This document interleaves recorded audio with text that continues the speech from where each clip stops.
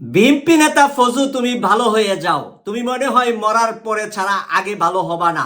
কারণ তোমার কথাবার্তা আজকে যখন দেশে একটি শান্তিময় পরিবেশ আসছে, তারেক রহমান আর ডক্টর ইউনূসের বৈঠকের আগ মুহূর্তে তোমার পাগলামি কথায় আমরা কিন্তু তোমাকে ছাড় দেব না।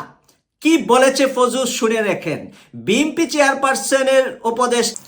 আসসালামু আলাইকুম রহমতুল্লাহ। সুপ্রিয় দর্শক, খবর চলে আসলাম নতুন একটা ভিডিও নিয়ে। তাই ভিডিওটি না টেনে সম্পূর্ণ দেখবেন। আর আমার ইউটিউব চ্যানেলে নতুন হয়ে থাকলে চ্যানেলটি সাবস্ক্রাইব করে আমার সঙ্গে থাকবেন।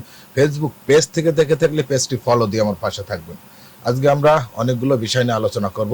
তার আগে আপনারা একটু একটু করে একটা করে ভিডিওগুলো দেখবেন। সবগুলো ভিডিও আপনারা দেখে যাবেন। সমস্ত ভিডিও, আজ যতগুলো ভিডিও আপনাদের সামনে হাজির করেছি, এগুলো সব আমরা সোশ্যাল মিডিয়া থেকে নিয়েছি।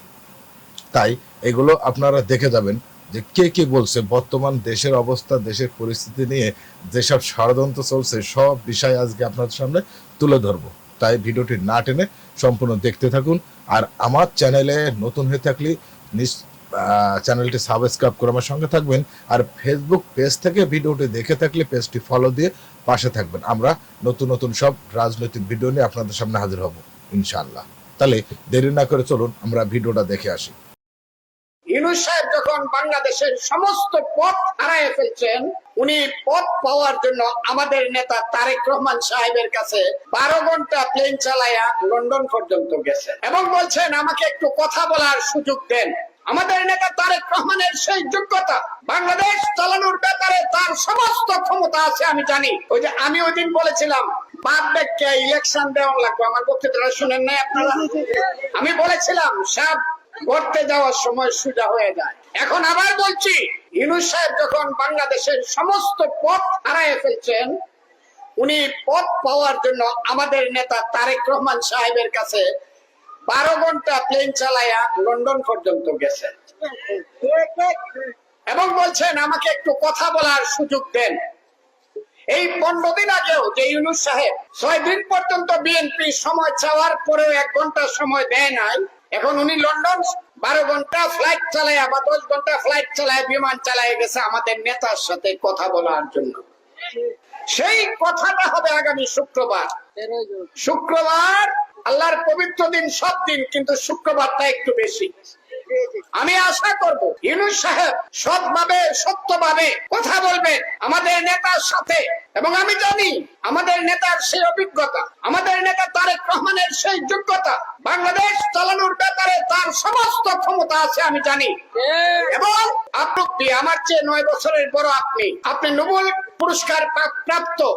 আমি আশা করব তারেক রহমান সাহেবের সাথে আলোচনার মধ্য দিয়ে এই দেশকে আপনারা রক্ষা করবেন। আর আন্দোলন করতে চাই না, চলবে চলবে চলবে চলবে, আগুন আগুন জয়গুলার করতে চাই না ইউনূস সাহেব। এখন শুধু বাংলাদেশের মানুষ একটা ভোট দিতে চায়। মানুষ 14 সনে এমপি ভোট দিতে পারে নাই। আওয়ামী লীগ নিজেদের ভোট নিজেরা দিছে, কেউ কন্টেস্ট করে না। বিএনপি নেতা ফজু, তুমি ভালো হয়ে যাও। তুমি মনে হয় মরার পরে ছাড়া আগে ভালো হবা না।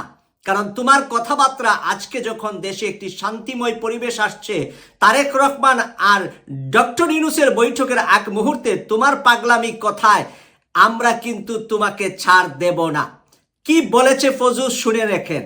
বিএনপি চেয়ারপারসনের উপদেষ্টা অ্যাডভোকেট ফজলুর রহমান বলেছেন, ইউনূস সাহেব যখন বাংলাদেশের সমস্ত পথ হারাইয়া ফেলেছেন, উনি পথ পাওয়ার জন্য আমাদের নেতা তারেক রহমানের সাথে সাক্ষাৎ করতে 12 ঘন্টা প্লেন চালাইয়া লন্ডন পর্যন্ত গেছেন। বলেছেন আমাকে একটু কথা বলার সুযোগ দেন। প্রিয় দর্শক, এই ফজুর কথাটা আপনাদের সামনে বাংলাদেশের একটা জাতীয় পত্রিকা থেকে তুলে ধরছি। আমাদের নেতা তারেক রহমানের দেশ চালানোর ব্যাপারে সমস্ত ক্ষমতা আছে। আমি ওই দিন বলেছিলাম বাপ ডাইকা